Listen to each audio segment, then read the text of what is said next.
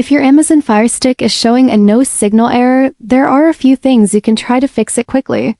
First, make sure the Fire Stick is properly connected to the HDMI port and that the TV is set to the correct input source. If that doesn't work, try unplugging the Fire Stick and the TV from the power source for about a minute, then plug them back in to reset the connection.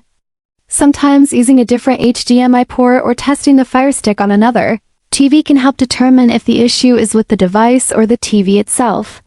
Also check if the Fire Stick's power adapter is plugged directly into a wall outlet instead of a USB port on the TV, as insufficient power can cause signal problems.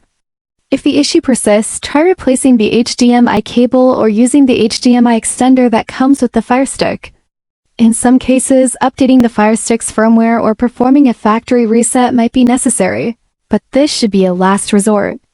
If nothing works, the problem could be with the Fire Stick itself, and contacting Amazon support may be the best option.